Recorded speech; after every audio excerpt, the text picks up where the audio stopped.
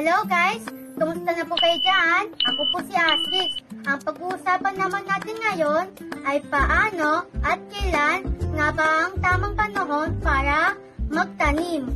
Para masiguro ang malusog at masaganang ani ng mga halaman ninyo.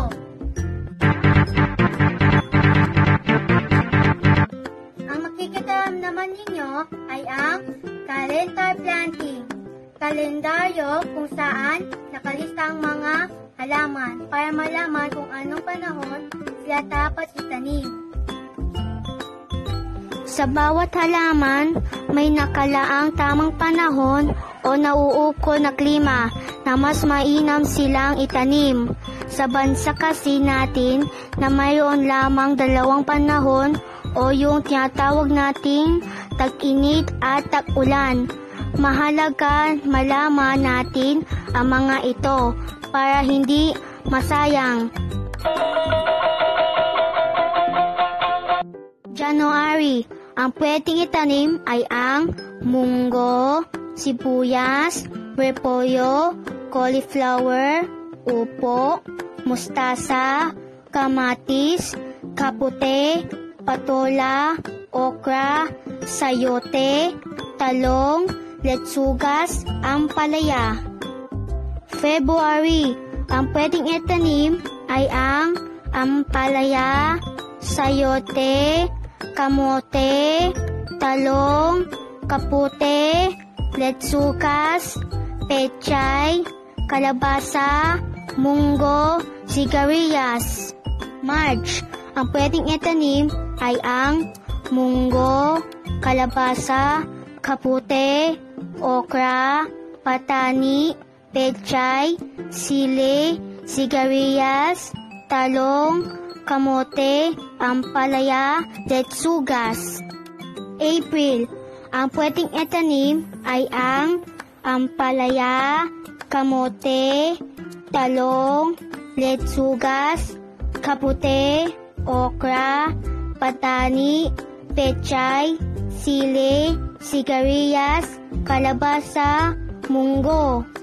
May, ang pwedeng itanim ay ang ampalaya, pataw, kamote, sayote, talong, letsugas, kapute, okra, patani, patola, pechay, sili, sigarilyas, sitaw, kalabasa, munggo.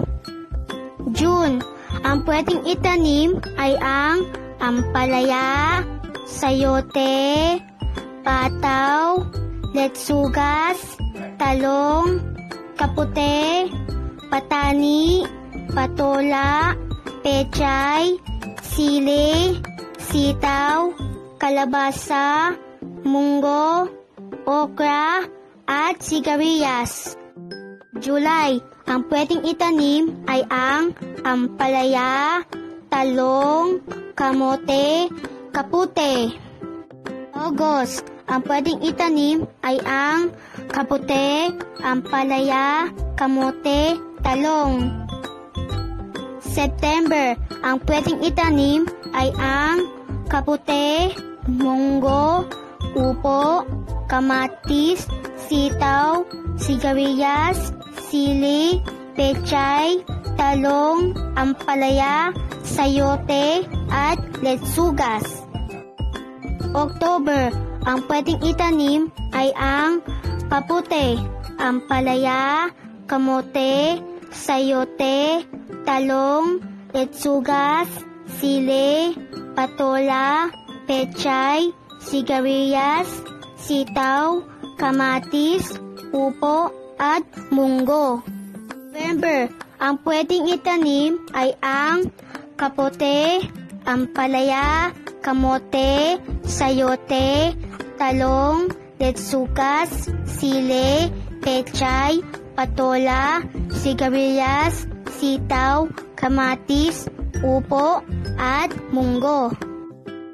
December, ang pwedeng itanim ay ang kapute, ampalaya, kamote, sayote, talong, letsugas, patola, pechay, sili, sigarilyas, sitaw, kamatis, upo, at munggo. Masarap kumain ng gulay, lalo na kung tayo mismo magtanim. Kung sa palagay ninyo ay may mga gulay na pwedeng tanim sa nasabing panahon, just comment lang po. Kung nagustuhan niyo po ang video ko, like and share. Maraming salamat po.